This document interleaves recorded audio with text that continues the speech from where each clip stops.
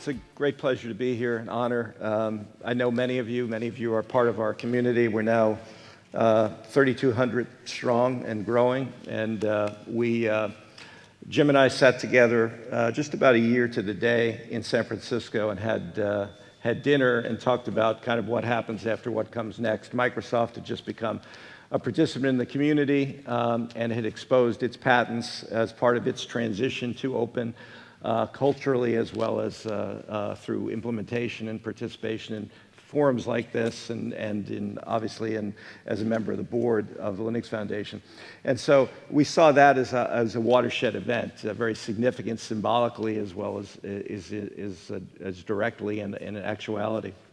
And so talked about kind of where are the other threats, what are the risks, what are the things that can destabilize or put the confidence that has grown over the last 15 to 20 years at such an acute level where people are collaborating, incorporating code of all types from the open source projects, and then feeling confident about their ability to do so without fear of litigation.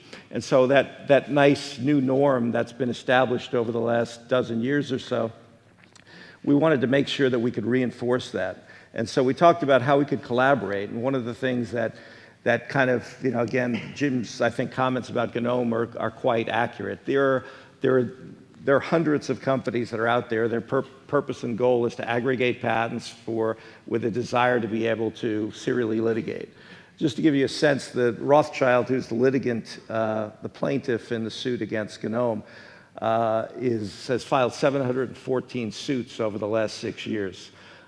This is a bad company. This is an entity that's antithetical to the goals of innovation, and doesn't care what's in its path. It will sue foundations. It will sue, obviously, not-for-profits. It will sue individuals. It will sue corporations. And the playbook is to be able to establish a pattern of wins through relatively modest settlements. But I think you should feel comfortable. The community, the maturity of the community is really reflected in Neil McGovern and how he's managing and coordinating with really top-flight counsel. 10 or 15 years ago, this would have been a much more of a FUD situation.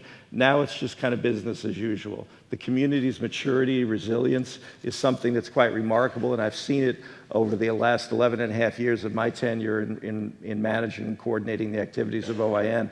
And I think that's a testament to the fact that there is this great legal network of individuals across the world that understand the copyright side and understand the patent side and are driving increasingly toward this new set of norms that Jim referenced.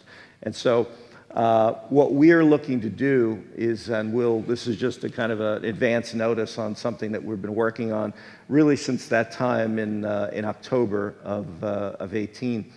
What we're looking to do is come together to collaborate along with two very significant operating companies that are active in many, many projects, and to work with those companies and to work with the community to invalidate poor quality patents. That's really the lifeblood of these non-practicing entities. And so what we will be announcing in the next several weeks is a program where the LF and OIN are getting together to fund, in conjunction with support from two very significant operating companies, a program designed to attack poor quality patents and to invalidate them so that they can't be used in the way that Rothschild is using the patents that they own to be able to try and extract rents on patents that actually have very significant amount of prior art.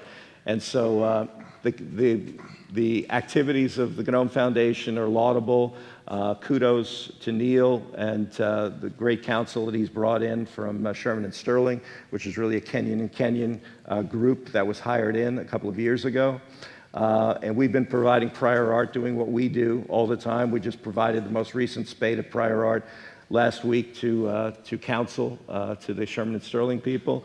Things are working as they should in that case, and I think you'll see a good result as they stay the course and proceed with the legal process. And I want to basically say that what you're seeing and what I'm talking about now is the pivot of OIN. We focused almost exclusively in the beginning on practicing entity, operating company risk, patents that essentially were held by operating companies whose behaviors were antagonistic to Linux. There are fewer and fewer of those companies as we move forward and the community and open source becomes more relevant to all companies.